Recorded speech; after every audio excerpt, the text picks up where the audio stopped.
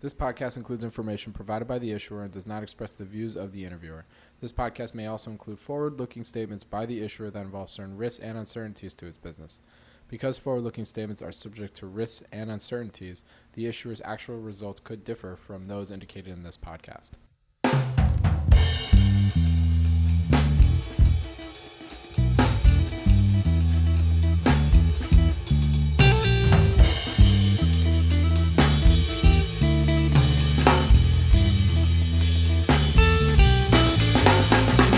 Welcome to the Planet MicroCap Podcast. I'm your host, Robert Kraft, and thank you all so much for the support and for tuning in. You can follow Planet MicroCap on Twitter at Bobby K. Kraft.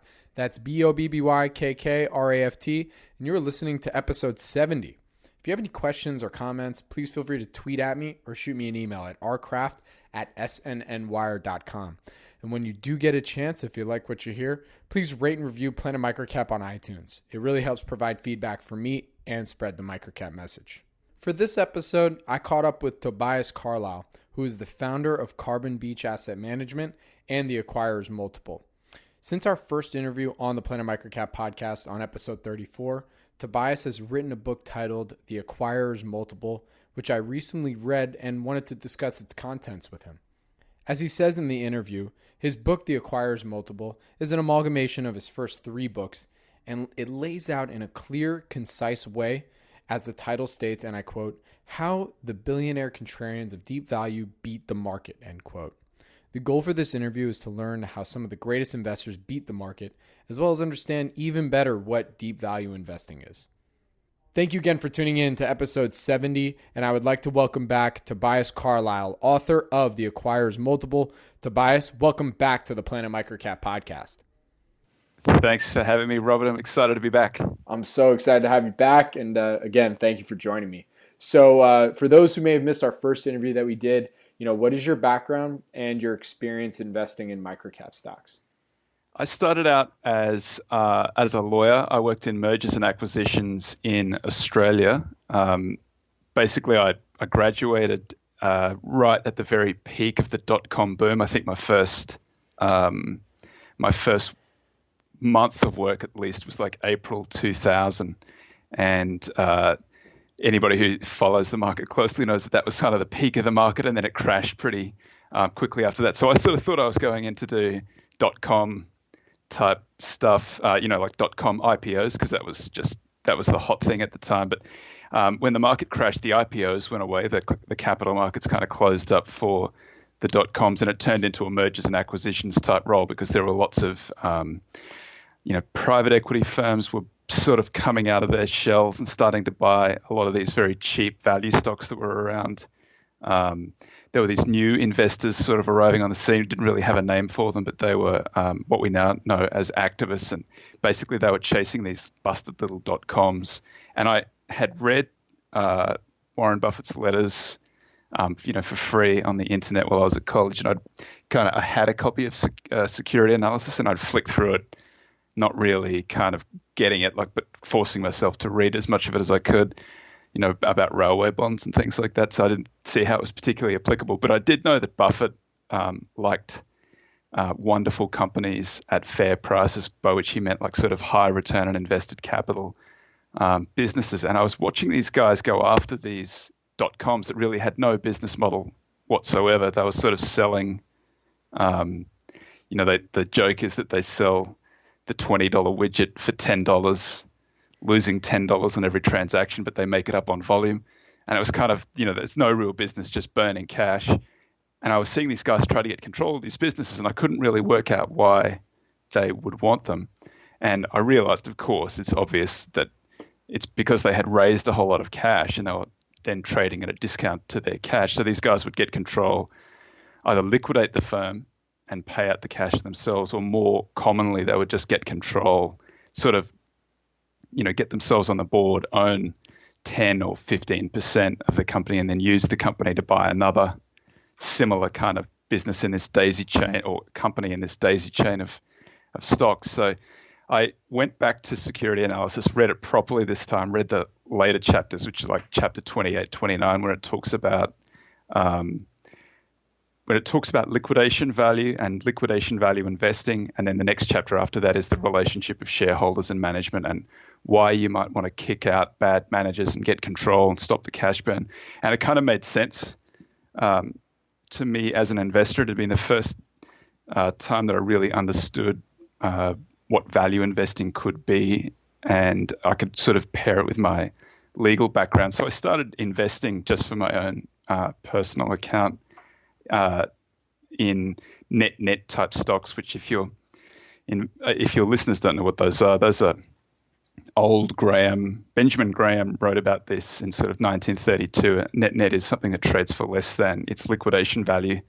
That's a shorthand way of calculating the liquidation value, which is basically just looking at its net current assets, which is, the cash, the inventory, receivables, and backing out all liabilities from that. And you're left over with a tiny little residue. And if you can buy them for even less than that, so they're very small stocks, you can do very well. They're not very many of them around, and their screening has become so good that they're really easy to find. They were hard to find when I sort of started out in the early 2000s.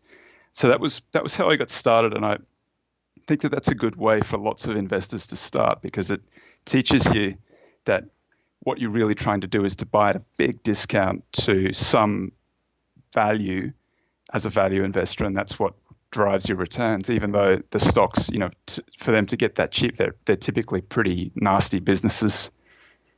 For sure. So then from there, you made your transition to running your own fund, or what took you then to the books that you ended up writing?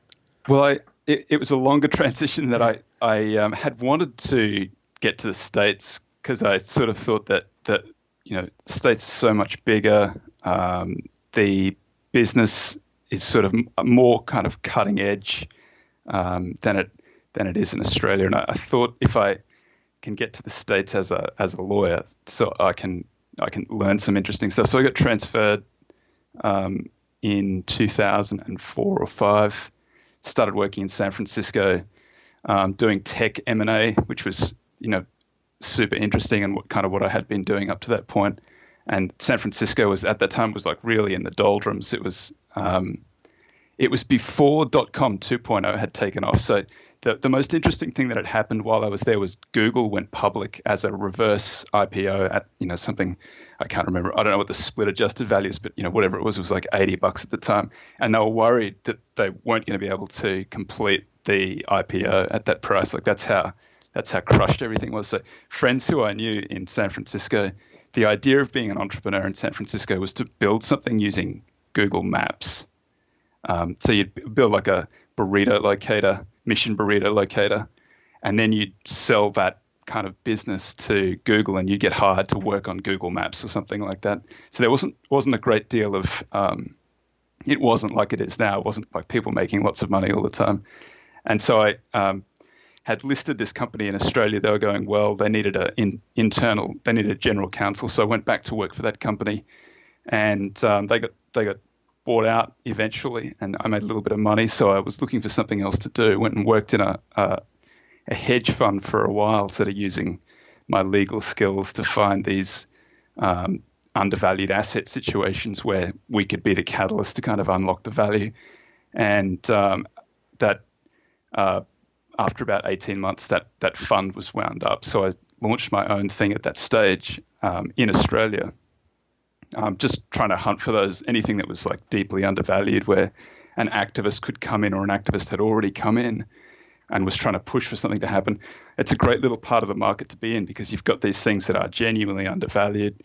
There's an activist trying to make something happen. Even if the activist doesn't succeed, often just the fact that they've brought attention to that undervalued asset situation means that the returns are very good out of it. So that's sort of always been my thesis, to look for deeply undervalued stocks where there's some sort of interesting balance sheet value, maybe a little business there that's throwing off some cash as well, and some potential for an activist or a private equity firm to come in and sort of force them to do something. And as part of that process in 2009, when the market sort of bottomed. I started writing this website called Greenbacked in late 2008 just because I was finding these stocks in the States and I hadn't seen like really good deep value, really good nets around for a long time. So I started writing the site. And in the first quarter of 2009, I filled up a portfolio of like 30 of these positions. And through the end of the year, it did something like 250%. And I thought, I'm a genius at this stuff. I'm really good at this stuff. But just because I just tortured myself by going back and looking at, I think I'd picked sort of 30 out of maybe 120 that I could have selected. Mm-hmm. And the 30 sort of had, they were throwing off a little bit of cash and they had an activist on board. So they looked like good opportunities. And I just went back and looked at what, did I actually do anything positive by selecting those 30 and ignoring the other 90? And if I just swept all of the 120 into my portfolio, I think the portfolio would have done something like 750%. And that's because you get these stocks in there that go up 20 or 50 times. And so that was this, it started me down the path to being a little bit more systematic, a bit more of a quantitative investor. And I wrote on Greenback that I was going to write a book about quantitative value investing because I sort of wasn't really aware of anybody else doing it, even though Jim O'Shaughnessy had already written the book that What Works on Wall Street that's just the Bible that everybody should have in their bookcase. So Wes Gray, who's a Booth PhD at the time, contacted me and said, I can do the back testing. You write the book. And that book was Quantitative Value, which came out in 2012. Cool. So, but then, because I remember last time we also spoke about, I think it was your second book after that. And then, of course, now today we're talking about your latest one, Acquirer's Multiple. So this is back in 2012. So from there, did you transition to just more solely running your own money or starting a more formal fund? What led you to where you're currently at today? When quantitative value came out, in the process of doing quantitative value, we had this idea that we were going to go through and find all this industry and academic research, up some of which was 20, 30 years old, update it to the present day, see what worked, what had sort of stopped working or had never worked. And there are lots of little sort of statistical, probably anomalies that had been picked up that just stopped working. They were just sort of aberrations. If you look hard enough at the data, you're going to find things that aren't really there. And so we eliminated a lot of these things. But in the course of doing this testing, I had read this James Montier review of The Little Book That Beats the Market. And he wrote in there that he was getting better results ignoring return on invested capital. So if you don't know what the magic formula is, it's a Joel Greenblatt book, Little Book That Beats the Market. He writes about the magic formula, which is a simplified version of Buffett's strategy where he's looking for high return on invested capital. That's a wonderful company, and cheap on an EBIT operating earnings basis, which is one of the things that the two things that Buffett sort of looks at. Buffett then goes on to do all of these other things on top of that, but that's sort of the quantitative aspect of it.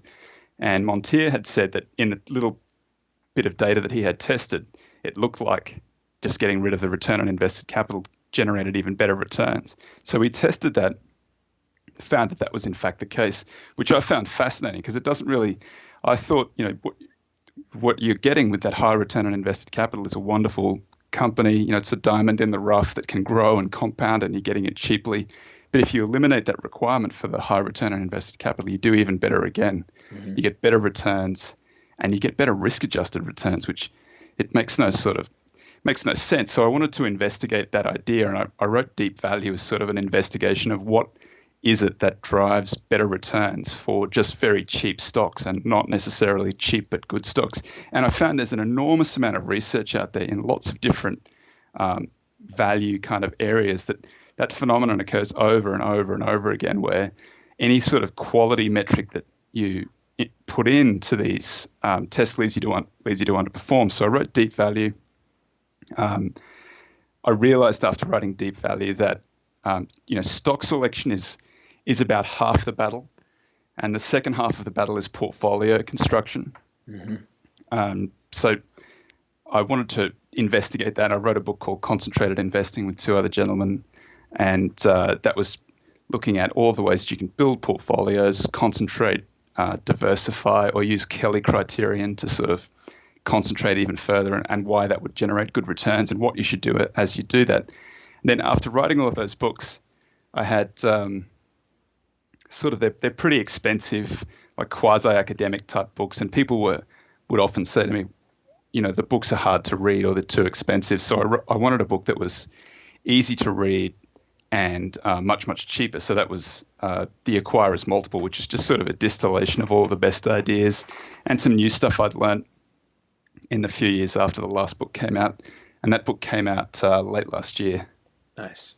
So, I feel remiss, and I must apologize to my audience because, I realized when I was doing our research for this interview, I never even asked you about your process for evaluating potential new investment. And you actually already alluded to it a little bit here when talking about nets, and you even kind of look for special situations in a sense, it's a very simple take on it. But what would you say then is like your main nowadays in July 2018?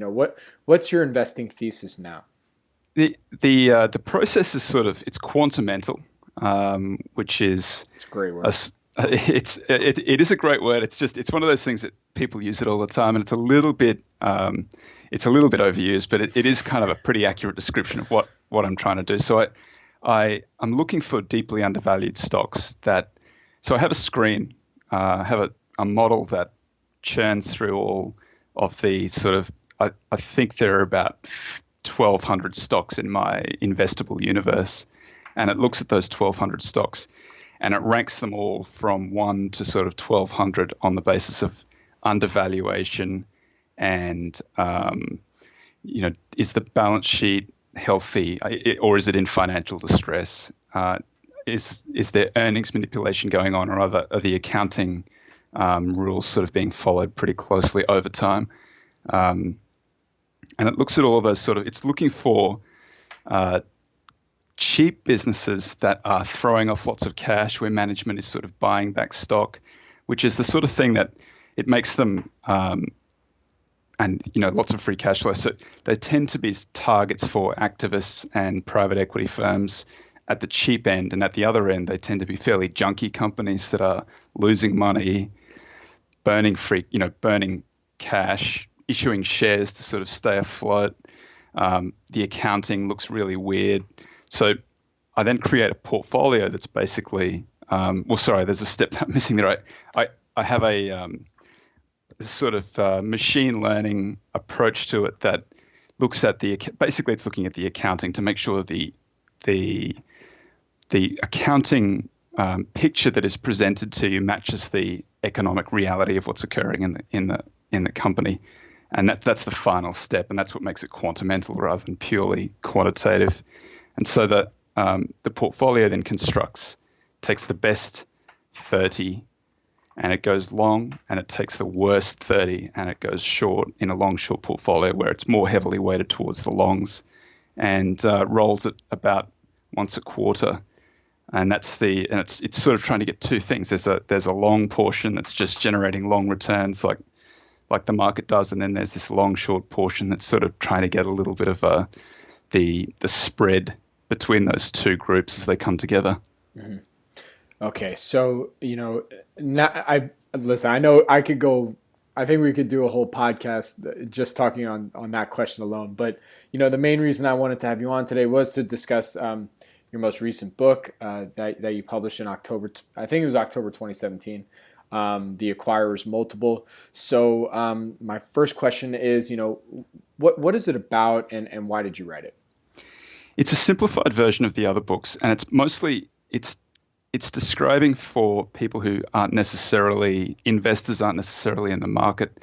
It describes for them how a deep value investor approaches investing, and it uses as examples of that lots of famous deep value investors and some other guys who aren't deep value investors, including Buffett, who started out as a deep value investor when he was running the Buffett partnership. He's doing pretty similar to what I was describing before, where he'd look for something that was undervalued, then he wanted another investor to, sort of be taking the lead to improve the business. And he called it coattail riding.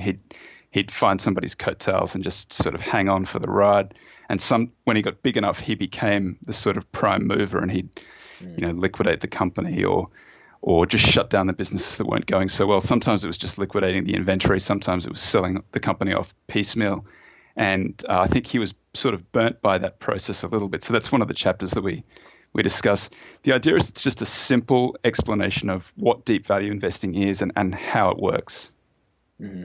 So actually, I think I did ask you this next question in the last interview, but I feel like it would be a good refresher. And I'm going to actually maybe add a little I guess I don't know if it's nuance. I'll let the audience decide that. But for those who may miss the first interview, how would you define the difference between just value investing versus deep value investing? And is there even another level after deep value investing? Is there a deeper value investing? Well, it's a good question. It's an interesting question. It's one of those, I think Buffett either coined the term value investing, or he's the main proponent of the term. He's saying you just calculate the intrinsic value of a business and you look at return on invested capital, compare that to other places that you could put your money, T-bills or whatever the case may be, and then you can come up with a relative valuation between those two, try and buy it at a discount to that. He's looking for a particular type. It might be called franchise value investing or Buffett type value investing, where you're looking for something that has a high return on invested capital, that is sustainable, and it's protected by a moat, and it can compound and grow over time. And so you're trying to buy cheaply or fairly priced business that will grow over time, throwing off cash as it does so. Deep value investor might be less concerned with the company's ability to compound and is just looking for something that is very undervalued, looking at the balance sheet, hoping that the business can sort of survive. So often they're more cyclical businesses at the trough of a business cycle, and you buy them when they kind of look like they're just going to keep on going to zero. But instead what tends to happen is enough in an industry, enough of the competitors leave the industry so that those that are left, when if it's an oil field services company, when the oil price goes down to $30, it's hard for them to survive. When the oil price, and a lot of them will go out of business, and a lot of them will just leave the industry because there's money to be made in other places, Bitcoin mining or something like that. Then when the oil price comes back and people want to drill again, there's only a handful of those companies around, and so those guys can charge super normal prices for a short period of time. And I'm trying to buy them basically at the trough when it looks like they're going to the knacker's yard, and then sell them when they're running a little bit better and it looks like they might be Buffett type compounders. So that's sort of my little wheelhouse, and I think that's why I call it deep value investing, just to distinguish it from that sort of Buffett franchise style investing. Mm-hmm. So, I mean, would you say, well, actually, just to follow up on that question, is there a deeper version? I mean, is there a combination of that, or is that kind of like the golden goose where you can find that, it might be a cyclical business now, it gets to that trough, but all of a sudden it becomes a real compounder over time, where you don't start to see those cycles. You see that there's actual momentum and this becomes the trend. Maybe it's like almost like social media back circa, like, I don't know if that was ever really cyclical, but I think, do you see what I'm saying? I think if you'd asked me that question like 2 years ago, I'd have said no, cyclicals tend to remain cyclical, and you've got to be really careful when a cyclical is at the peak of its cycle, because that's when it looks best. It looks like right. a compounder because the business has been doing better and better every year, earning higher returns on invested capital, throwing off cash. And that's when they're most dangerous, because they can look cheap and they can look good. And that's how you get burned with a magic formula type stock, when really you want them when they're looking really ugly at the bottom of the cycle, and they might even look a little bit more expensive. I would have said that 2 years ago, but I think I do think that businesses can sort of transition. And the two examples that I give are businesses that Buffett has invested in. One of them is the railroad business, which I think was a pretty bad business for a really long period of time because it's very capital intensive, regulated, not a great business. But it seems that it's going to be very hard to put down more railways in the States, and so they may have a moat. And Berkshire Hathaway has invested in a railway.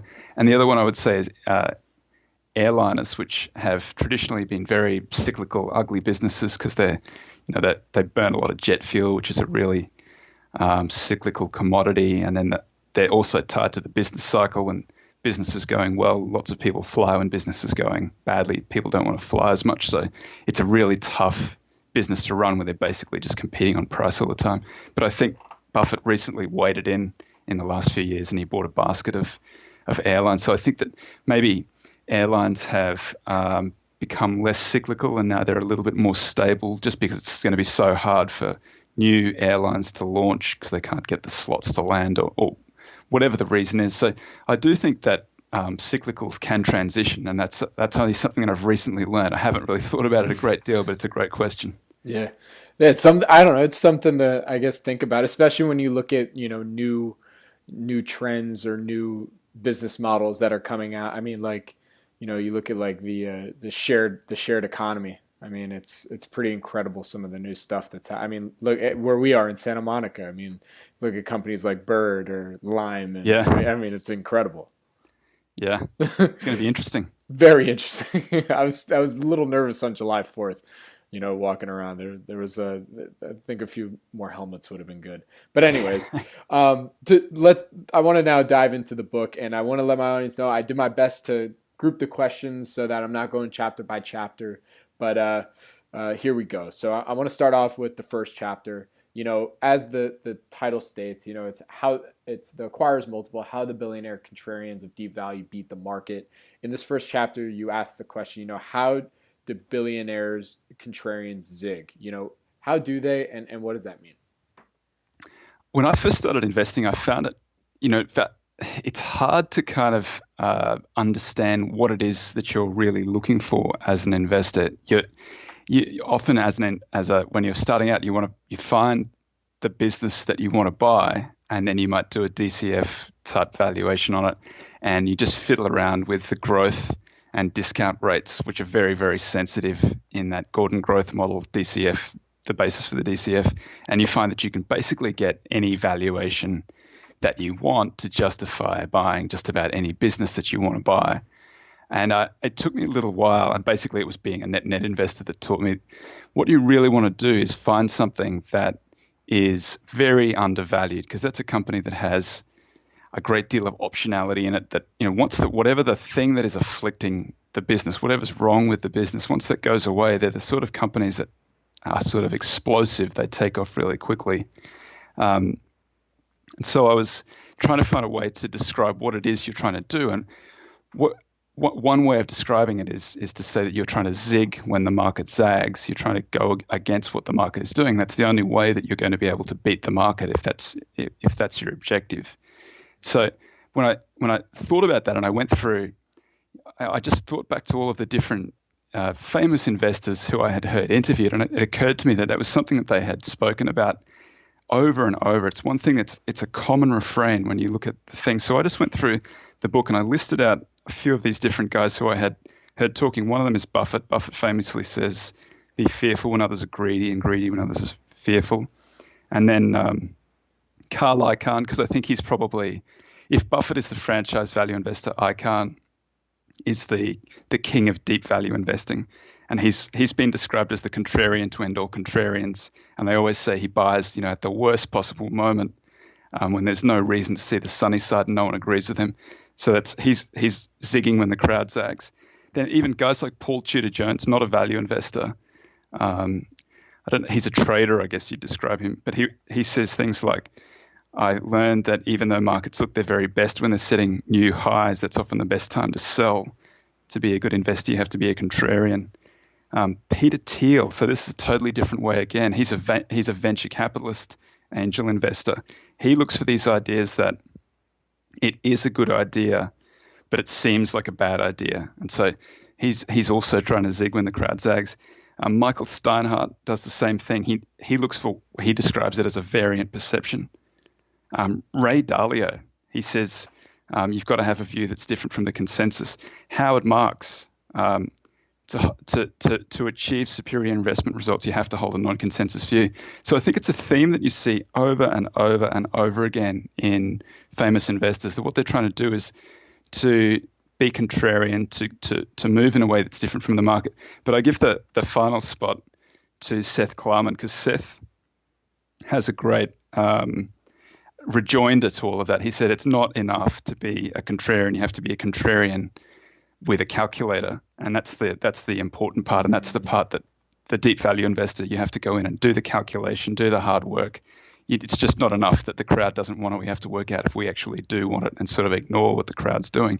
So that's what I mean when I say zig when the market zags. That was actually I was going to follow up and ask that question, because, at sometimes, especially, with, if you're on Twitter and you're seeing some of these, icons, ICONS. Yeah, I get you.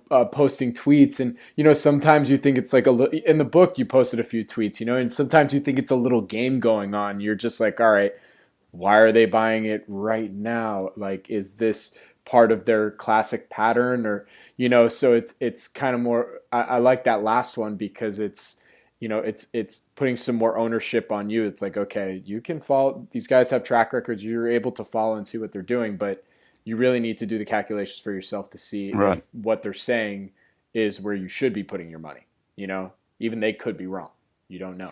And absolutely, if any time you buy a stock, I don't think it's much of a comfort to see that there's another famous investor in there, because I've bought lots of stocks and looked at, there's maybe not Buffett, but there's a famous investor there for the ride with me, and the ride that we take is right into the toilet, Yeah. So, I mean, at the end of the day, it only does take one, but there could be 9 stinkers in there that.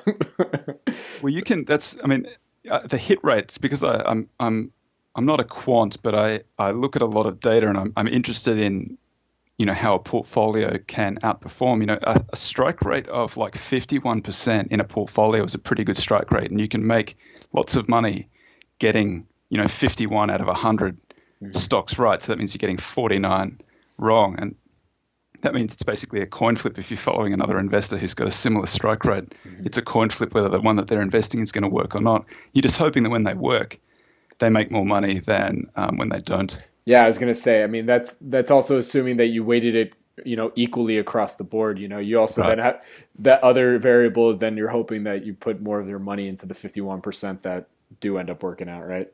Right. Yeah.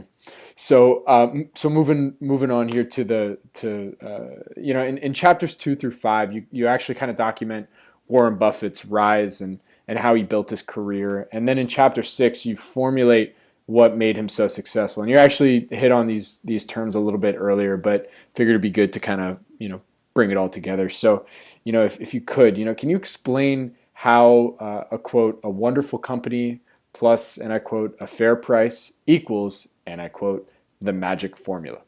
So this is Joel Greenblatt's magic formula from the little book that beats the market. He approached how does Buffett invest? And Buffett's pretty open about what he's doing. He says he's looking for a very high return, sustainable high return on invested capital.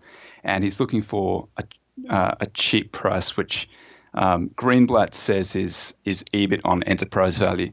But Buffett often talks about using EBIT, operating income, as his sort of metric for determining how a business is going. And the reason that you use that metric is it's earnings before interest and taxes. So it takes out the impact of the way that the company is financed, because debt is tax deductible. So that means that you can compare companies on an apples to apples basis. So Greenblatt went through quantitatively, and he ranked every company on. So Buffett says he prefers a wonderful company at a fair price to a fair company at a wonderful price. That's the start of the process. Greenblatt breaks that down into wonderful company, high return on invested capital, using a 1-year trailing 12-month measure. And he does the same thing for a fair price, looking for a bargain price, EBIT on enterprise value, trailing 12-month measure there as well, ranking on both metrics and then summing the two ranks and then buying the ones that have the lowest rank. So you can be buying these expensive stocks, but they're very, very good stocks. And you can buy these cheap stocks that aren't very good stocks at all. And so they can both be in the portfolio, and together that's the magic formula. When he tested that, he found that beat the market over the 12-year period that he tested, which was, I forget exactly, but I think it was sort of 1994 to 2006, something like a period like that. Mm-hmm. I tested it with Wes Gray in quantitative value, and we threw everything at it that we could think of. Is this the real thing? We market capitalization weighted, which means that you put more money into the bigger companies to sort of make it comparable to the S&P 500, which does the same thing. And then we only looked in a pretty big universe, which in 2012 was companies with a minimum market capitalization of $1.4 billion plus market capitalization weighting into them. So that's pretty heavy going. If a strategy can beat the market doing that, it's doing fairly well. And the magic formula does in fact beat the market doing that. But we devolved the magic formula back down into its component pieces: the wonderful company, high return on invested capital, EBIT, enterprise value, fair price, and then looked at what each contributed to the performance. And we found that the EBIT enterprise value, what I call the acquirer's multiple, contributes much more, like 120% of the return of the magic formula.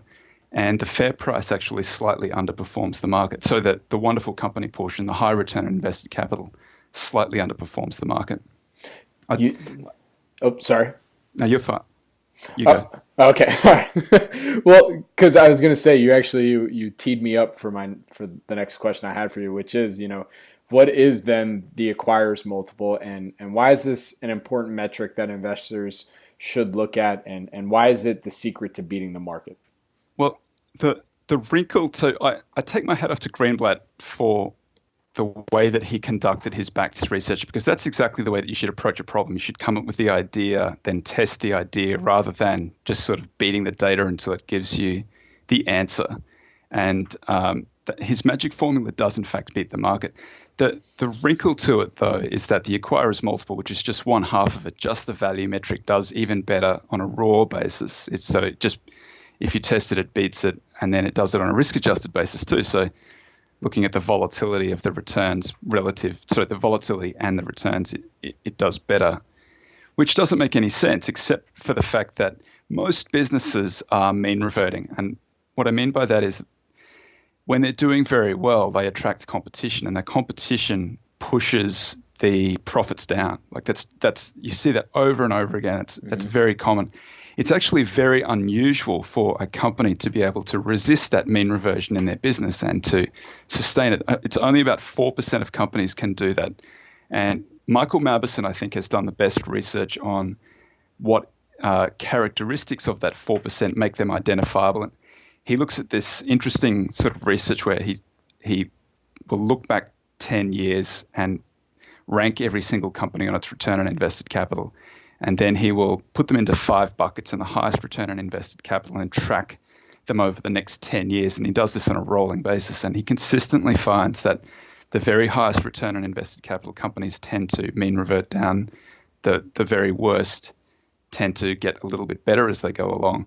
And the 4% that resist mean reversion, looking at it scientifically, doing things like a DuPont analysis to see how they're generating their returns, he's been unable to find the characteristics that predict in each rolling 10 years which will be the ones that resist it. So Buffett's genius is that he is able to do that. He's able to look outside. Maybe he's just been doing it for so long. There's something about the industry, or we know that he favors consumer-facing facing businesses and things that have high margins that can sustain their margins, good brands. He likes those sort of things, and those they do seem to be predictive of or they have been in the past, and that may be changing a little bit, but they tend to have been predictive of companies that could sustain high returns on invested capital. Mm-hmm. There's an interesting change in the market now where, it used to be if you had a product and you could get it on a shelf in a supermarket, that was a big part of the fight because people went into the supermarket to buy your product. You had the shelf space, and that was sort of a little bit of a competitive advantage. Now, because of the way people shop through social media using Instagram and other things like that, that's changing where they follow someone who they like, and that person can then push something to them. So I think some of those consumer branded moats are going away. It's just an interesting development to sort of follow. Mm-hmm. For me, it's not so important. I don't really I have no advantage compared to any other person in assessing the quality of a business. The point where I think that I diverge from other investors is that I'm looking at deeply undervalued stocks where there's some balance sheet value there. I can see that the business is depressed. I know that if I buy that at a really cheap price, if I buy enough of them at a really cheap price, the ones that do recover, when they recover, they're going to do very well, or they're going to be approached by private equity, or they're going to be approached by an activist. And that sort of creates this upside optionality in those businesses. And one great way of finding them is the acquirer's multiple, which is the same metric that activists and private equity firms use. So we just approach the problem like a private equity firm or an activist firm. Mm-hmm. So the acquirer's multiple is literally just operating earnings, EBIT operating income on one side, enterprise value, which is market capitalization. You look at if it's got any cash and you give it credit for the cash. If it's carrying debt, you penalize it for the debt. And then you look for other things that are like debt, preference shares, minority interests, underfunded pensions, things like that. Mm-hmm. So you're thinking like an acquirer. What would it cost to buy this company out, to buy this company wholly? And if you do that, you'll find that some businesses are much, much cheaper, or some companies are much, much cheaper than they appear because they've got a lot of cash, or some other businesses are much more expensive than they appear because they're carrying an enormous amount of debt and you've got this thin sliver of equity there. So that the acquirer's multiple sort of does all of that in one metric. It's a pretty good single slice of a market, and if you buy stocks as a portfolio, it tends to do pretty well and has historically in backtest beaten the market pretty handily. Mm-hmm. So then, this is, this being a microcap podcast and microcap investing podcast, how would you say that someone who focuses specifically on investing in microcap stocks, how can they take advantage of using this acquirer's multiple to help them with their microcap stock selection? Well, on my website, acquirersmultiple.com, I have a free screener which just looks at the largest 1,000 companies in the States, but then I have two paid screeners. One of them is all investable, which is the largest half of the market, and the minimum market capitalization there is roughly 200 million, 250 million.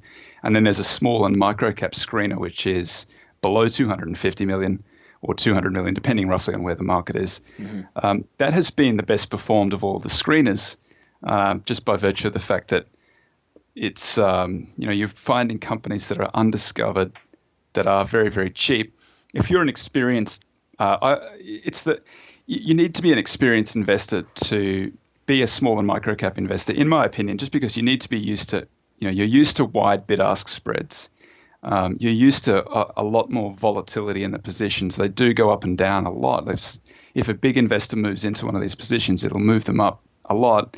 And the other thing, it goes the other way as well. They go down a lot if those big investors move out. And they're also, they don't have the resources of the very biggest firms. They're sort of, there's not as much cash there. If we go through a really tough period, small and microcap stocks do tend to die out a little bit more than the bigger companies.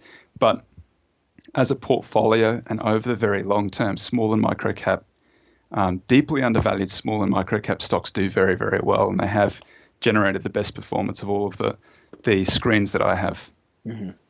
And okay, so then in chapter 8, you discuss the mechanics of deep value. And I really like the question that you pose here, and I thought we could talk about it a bit more. You actually kind of hit on it a little bit, but the question you asked, and I ask it to you again, and I quote, is, why do fair companies at wonderful prices beat wonderful companies at fair prices? It's mean reversion. It's this. If you think about it as a problem, if you have two businesses and you don't know what those businesses are going to do over the next 1, 2, 3, 5 years, the conservative thing to do is to pay as little as you possibly can for those businesses, because that way, if the business works, then you're going to do very well. You're going to have an enormous upside. If the business doesn't work, then your downside is pretty truncated. You're hoping that there's some balance sheet value that's sort of that's the minimum that you're going to get back. So I think that's really the crux of it. It's mean reversion. If you don't know which of the businesses are going to work, you're better off paying as little as you possibly can. And I think that's sort of revealed when you look at the returns to the magic formula. Those companies that are at the very peak of their business cycle look like they're going very well, are attracting competitors, and they tend to have falling return on invested capital over the next 2, 3, 5 years.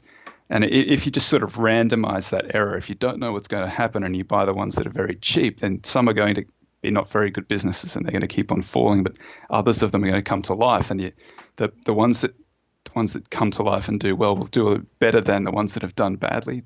That's sort of that thing that every investor says that they're looking for, the asymmetric returns where the upside is much bigger than the downside. And it really does, that seems to be the way that they generate their performance. So that's why I prefer fair companies at wonderful prices, just because I don't have Buffett's genius for business analysis. After I had done all of this research and I went back, I read Buffett's letters, regularly every few years, probably less regularly now, but I have read them, maybe a dozen times, something like that, from start to finish. And as I have got older and I've been doing this for longer, I go back, what I realize that he's talking about, he spends so much time talking about how to find moats, because he's clearly, how to find sustainable high return on invested capital, how to find moats, because he's clearly, that is the most difficult thing to do. So that's where he's dedicating all of his time. That's where all of his effort is. It's not in finding the undervaluation, because the undervaluation really does sort of hit you on the head. The hard part is that part, and I can't do it. Buffett clearly can. Yeah, I mean, I've been wanting to do an episode on motology. I hope to do one soon, but because I mean, it's really more of an art than science. So I think it's a great idea, and I think it's very, very hard to do. And I do agree with you. It's more art than science. Yeah, or maybe maybe me and you will just work on it one day, and hopefully. I'm down. So then you go on in chapters 9 and 10. You discuss the strategies of billionaires starting at around 1989. How have these investing titans utilized technology and social media to gain an edge in the market? Well, I think it's kind of interesting. It's a new phenomenon, even in the time that I've sort of been investing. I remember when Dan Loeb, who's a pretty well-known activist, deep value investor through and through, and has sort of maintained very good performance over an extended period where a lot of value investors have really struggled. The best, Buffett struggled, Ackman struggled, Einhorn struggled, Dan Loeb hasn't struggled. He's done very well through this entire period. But, Dan Loeb started out, I forget his exact age, but I talked about it in the book. I think he was about 32, something like that.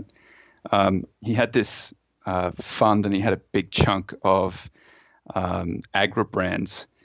And the guy who'd been running agri-brands, Bill Stirritz, who's a legend as an investor, he'd sort of returned 100 times. He's a legendary sort of operator investor who bought and sold companies in this shell and done very well over a long period of time. And he was trying to merge these two. He had one company that he was sort of chairman and CEO of one and CEO of the other, or something like that, chairman, CEO of one and chairman of the other. And one had a pretty good business and the other one had a whole lot of cash, and he was trying to push them together so that he could then go back to doing what he does, a sort of wheeler dealing. Loeb sees him trying to do this, and Loeb isn't the one that has a whole lot of cash and not a great business. And he says he sees that the cash business he's trying to sell it for about 3 times enterprise multiple, which is a close sibling to the acquirer's multiple. It's EBITDA rather than just EBIT. So he's been on these message boards where he famously is Mr. Pink, and he talks about businesses, and he flames people on these message boards, which is what, just trolling and being nasty to everybody, which is what we all used to do back in the late 1990s, early 2000s, before sort of Twitter took off. And he writes this letter where he basically realizes that he's got nothing. That Stirritz is a legend, and his holding and Loeb's holding is sort of 2 or 3, 4%, something like that. So not enough to kind of stop the transaction from going through. The only thing you can do is send a letter. So he sends this really nasty letter, this poison pen letter, and he attaches it to a 13D filing, which is the filing you have to make when you go over 5%. So he must have just gone over 5% in order to send the letter, I think he said. And so when he sends the letter, somehow it works. Stirritz reads the letter. It gets picked up in the press because it's so kind of nasty. And then the transaction, they find another buyer who comes in and pays more, and Loeb does really well out of it. And all of a sudden he realizes that you can buy these little holdings in these companies that don't really give you any, you've got no power as a shareholder. You can't get on the board to affect anything, but just through sort of embarrassing people or calling out the issue, you can create a catalyst in the stock. And so it does two things. Those letters sort of say they embarrass the person to get them to do what you want, but it also tells other investors, hey, this thing's really undervalued. And this little cottage industry of these guys who are small activists sort of pop up, and they start sending these 13D letters where they call out, the very personal, very nasty kind of personal letters. And it did work for a while. And it was like through the early 2000s, there was this sport of kind of following these guys and reading these letters. And the letters were all emailed around to everybody. But it was before Twitter. I mean, I'm sorry. I'm laughing just because, and I mentioned this earlier in the interview, it's like the games that you can play. Right. It really just changes pretty much how you can even go about approaching investing because, you see it now. There's even small investors being able to talk about stocks, and you get to see who's in it, who's not, what they're saying, and then you have to ask the question, well, why are they saying this? Well, that's the incredible power that social media has given to people. It's sort of democratized that activism or rating to the point where now you don't really even need a great deal of capital. You don't even need that small amount of capital to get a 5% position, which is still a pretty big chunk of money in most instances. Mm-hmm. You can just, you can be a guy on Twitter or a guy with a blog. You can find something undervalued and you can write about it and draw attention to it. So I think, even Icahn has a Twitter account now and he's pretty good at Twitter. He's good at sort of pithy one-liners and drawing attention to these undervalued stocks. And I picked up a few of them in Greenback because in the Acquirer's Multiple, the book where I just pulled his tweets out when he was attacking Apple. Yeah. Because he saw Apple was a deep value stock. This is the thing that people sort of forget very quickly, and it happens pretty irregularly too. In 2013, it was a deep value stock. It was one of the cheapest in the large cap universe. It was one of the cheapest 10% of stocks around. It was just because it had so much cash on its balance sheet, and that cash had just sort of built up, and the market really wasn't giving it any credit for that cash because they didn't know what it was going to do with it. If you back that cash out, it was trading on 5 or 6 times Acquirer's Multiple. Same thing happened, and so Icahn went in and said, just buy back a whole lot of stock. David Einhorn had the idea to create this funky security called an iPref, which is a preference share that would have done some other stuff. It was a little bit too complicated, and ultimately Icahn's idea, which was just simpler, won out, and Apple went on to conduct this enormous buyback. But it was throwing off so much cash that by 2016, even though they'd conduct the biggest buyback ever, it still had this enormous amount of cash in its business. And it seems to be, it's not a cyclical stock, but it does have this iPhone cycle where the iPhone comes out every 2 years or so. And in that iPhone cycle, in the middle of that iPhone cycle, when you don't know, can they do it again? Will people line up to buy the next iteration of the iPhone? The company seems to get a little bit cheaper. And it happened again in 2016. And I tweeted in 2013 and said, Apple's really cheap. And I did it again in 2016, just said Apple's really, really cheap. And it was just before Buffett emerged as an investor in Apple the second time around. Wow. And by the way, for full disclosure, are you currently a shareholder in Apple or I am not. Okay. No, I tend to be. I hold for sort of a little bit over 12 months to 18 months. So 2016, it rolled out. I'm not sure exactly, but it would have been more than about a year ago. I think I rolled out of it. Mm-hmm. So then, in the last 2 chapters, you kind of elucidate on the art of deep value investing. What are your tips to mastering this art? The thing that you have to understand about deep value investing is you're not buying great businesses, and that's the hardest thing to get over. I often say to people, I'm buying this, and they say, well, that's a terrible business. And I say, yes, I know. That's why it's cheap. That's why you get this chance to buy this thing really, really cheap, or it's got some sort of issue. So the hardest thing to master about deep value investing is understanding that you're not buying. It's probably not going to have a great product. It doesn't have great margins. It doesn't have a great return on invested capital. It doesn't look like a great business. It could be an oil refiner or something like that. But at that point in time, for whatever reason, all of the bad news has led to the stock being very deeply depressed. And that's why you're getting this opportunity to buy something that is worth more than what you're paying for it, because it looks to the rest of the market like it's going to keep on losing money, or it's going to keep on having a bad run, or the crisis is never going to go away. So that's really the thing. You've got to get over the fact that you're buying something bad. You've got to get over something that really other value investors, most value investors who I have met, tend to be guys who follow Buffett. There aren't a huge number of deep value guys around. So when I tell other value investors what I'm doing, they think I'm an idiot. And I can't really point to anything in the financial statements that says that this thing's going to turn it around. It's just I have to rely on the probabilistic approach to this stuff, where I believe that mean reversion is going to come into these stocks and they are going to turn around, even though there's really no evidence for it in the most recent financial statements. So that's the hardest thing you have to get over. It's just the mental block of buying something that doesn't look good, and you're not going to look smart while you're buying it. You sort of hope that you look smart down the track.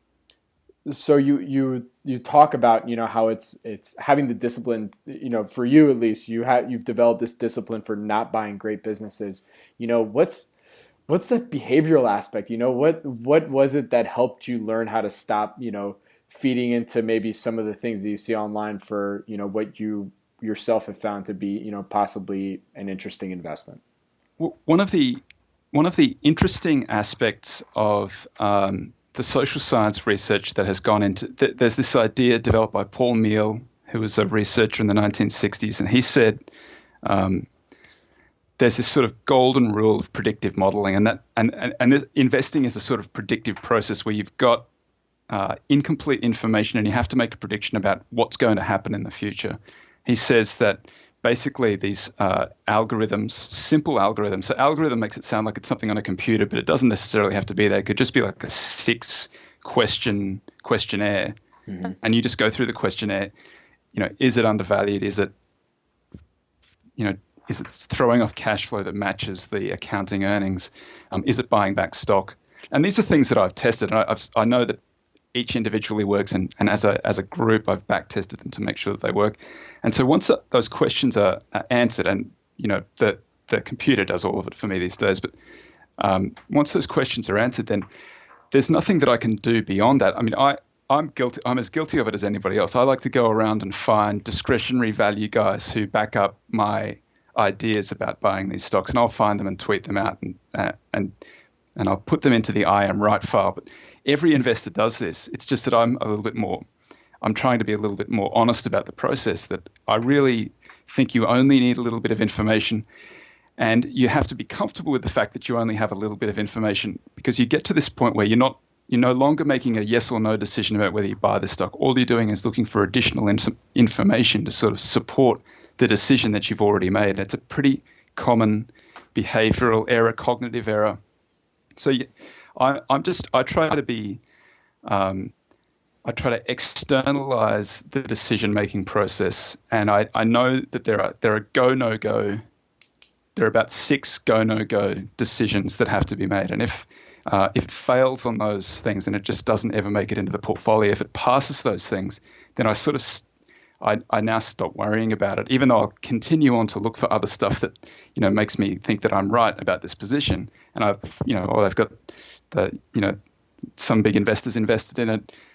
They've got some interesting new business, all of these other things that I'm still guilty of doing it. But I now know that what I'm doing at that stage is just finding stuff that's largely irrelevant to my process. It's a very common behavioral error. At some stage, you move beyond making a decision, and you're just finding stuff to support the decision that you've already made. So, and I've performed that function as a M&A attorney. Like when you start out as an M&A attorney, what you're doing is due diligence. And what due diligence is, it's performed by the very most junior lawyers, and it's your life for sort of the first 2 years or 3 years of being an M&A lawyer. You go into a data room. There's like hundreds of folders of documents, and you go through the documents to sort of try to find, and you have to describe for your client, what they're buying, what the issues are going to be, and you might then produce like a 10-folder due diligence report, and on the front of the due diligence report is this little a smaller folder that then has a summary on top of that tells these are the main issues. I've probably done, 60, 70 of these over the course of the 2 or 3 years that I was a junior lawyer, and I didn't ever never ever did the deal not go through by something that we found in those in that due diligence. And I think that a lot of it is just ass covering. They're just trying to make sure that if anything happens, they can, look, we did the diligence, we did find anything at the time. But that's because the management's already made the decision to go through with the transaction. They're at that stage, they're looking for information to go in the I am right file rather than the go no go file. So right. It's something that I've seen up close and personal. It's a real phenomenon. I'm as guilty of it as anybody else, but it's something that you have to be careful of. At that additional piece of information, is that going to change your view one way or the other? It's probably not. Then why are you wasting your time finding it? Right. So getting back to the book, I have one more question, two more questions, but this is on the last chapter, and in there you say the 8 rules of deep value. What are they? I wanted to simplify the book down even further into this sort of little checklist, basically, because I'm a believer in checklists. You forget to do things, and you need some prompt to go and do something. So the first one is just sort of the main thesis of the book, which is zig when the market zags. So you want to be, it's okay to buy something that other value investors don't want, the market doesn't want. That's sort of where you want to be, because that's where the optionality is. And then what you're trying to do is buy undervalued companies. So it's not enough to be a contrarian. You actually have to go then and do the work to make sure that it's undervalued. And then I say this is the third one. You have to seek a margin of safety. And that's a sort of threefold test that says, is the company at a big discount to its value? That's the first thing. Yes, it is. You want to make sure that the balance sheet is liquid. So it's got cash on its balance sheet, doesn't have a lot of debt. Check for off-balance sheet. Things that are like debt, like operating leases, underfunded pensions, things that catch you out. Financial distress, is it liquid enough? Can it in fact survive? Those things are important. I say something like, you don't win if your company's got too much cash, but not having enough cash has killed lots of businesses that would otherwise be pretty good businesses. So that's something you need to be careful of. And then you need to make sure that it's a real business. This is one that I always say, if it's a biotech and it's still trying to prove that the drug works, or if it's a junior miner and it's trying to prove that there's a deposit there, that's not a real business. That they might end up working, and there are lots of specific instances where buying at a discount to cash, it might work out. But I prefer businesses that are generating some cash flow, at least the business is actually working. Number 4 is to think about a share not as a ticker symbol, but as an ownership interest in the business. And this is a Buffett-Graham idea, because shareholders have power to change bad policies of businesses. And if you have enough shareholders, they can, companies paying management too much, or they're not buying back stock, or whatever they're doing, you can fix those things as a shareholder. Number 5 is to be wary of high earnings growth and profits. So this is one thing that this is a personal one for me. This is one I've been trapped in lots of different times. If you find those, it looks really cheap. It looks like it's very high growth. Statistically, that will slightly underperform low growth undervaluation. It doesn't make any sense at all, but it's the case. High growth and undervalued underperforms low growth and undervaluation. And I think the reason is that that high growth, high profits attract competition, and it slows the growth, reduces the profits. Number 6 is simple concrete rules. Use the simple concrete rules to avoid making errors. So write out your list of the things that actually do matter, and then go through your list when you're investing in these companies. When I say simple, it has to be something that you can actually. It's not. It's not overly complex. It doesn't have to be a 100 question checklist. 5 or 6 questions is often enough, and they have to be concrete. So that means, is there more cash than debt on the balance sheet? If it's yes, then that passes. If it's no, then it doesn't pass. That's an example. That's not necessarily a rule that I follow, but that's an example of a concrete rule. So concrete rules are testable is the idea. I believe in concentration. I think if you have some method that can outperform the market, you have to be prepared to sort of back that. And that means that you buy, you don't want a 200 stock portfolio. You probably don't want a 100 stock portfolio. You probably don't want a 50 stock portfolio. I think the magic number is somewhere between 20 and 30. I know that there are investors who prefer 10, and that might be appropriate in special situation portfolios or in companies that are very, very safe. 30 if you're more of a deep value guy like me, buying sort of ostensibly riskier companies. And the final one is to think in terms of after-tax gains. So that's something that it only becomes apparent to you as you go into this business a lot. But if you're paying short-term capital gains, that's a massive drag on your returns. You have to think in terms of long-term capital gains, which means holding for more than a year or finding some method to sort of limit the tax that you pay as you go along, because over time it's a big chunk of your alpha. And if you just concentrate on that, there's a lot of what they call tax alpha just in reducing your return, just in reducing your tax payments. Mm-hmm. And that's the 8. Nice. So then what is the main message that you would like people who read your book to walk away with? The main message is, well, it's zig when the market zags. So go and buy these companies when the market's in hate with them, and sell them to the market when the market's in love with them. But then make sure that you're doing the work to make sure that's something that you want. And one way of doing that is to use the acquirer's multiple, which is just a pretty simple value metric for finding undervalued stocks. So in the first interview, you gave an experience that really helped shape your investing career. There must have been a second one. So for our audience, it's a fun question. What other experience did you have that really shaped the deep value investor you are today? There have been many. I don't remember exactly what I told you last time, but for me, I'm just a conservative sort of valuation as an approach to investing in stocks makes more sense to me than say other ways of investing, which are, you could be a momentum type guy, you can be a very high growth. I know lots of successful high growth investors. I just don't know how to do it personally myself. And that a lot of investment is just, I think that over time I've just learned that investing is a very personal thing for each individual, and you have to find an investment style that suits your personality. And I often say that the way to do it, you probably want to invest sort of inverse to your own personality. So I'm a pretty optimistic, guy.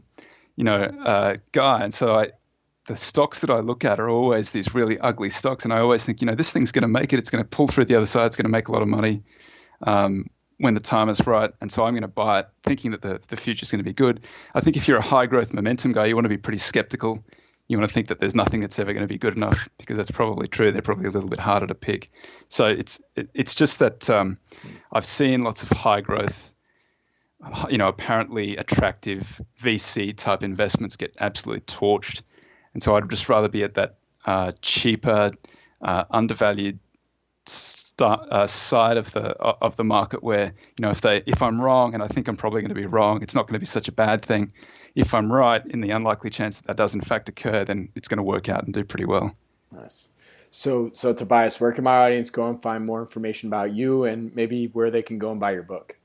The website, Acquirer's Multiple, has links to all of the books and has the free screener, just requires that you sign up for it. The book, The Acquirer's Multiple, is available through Amazon, and it has links to all of my other books on there. So that's a pretty good place to start. I think the Kindle version of the book is $9.99, so that's it's pretty good value for a condensation of all of the other $85 books. Sounds good. And what website should I point everybody to go to find out more about you and your ventures that you have going on? Acquirers Multiple is probably the best place to go for all of that. That's it's got a little bio and it's got the books, and that's where we're sort of posting new information every day, new posts, there's something going on every day. Nice. Well, Tobias, thank you so much for joining me today on this podcast, and I really do appreciate it.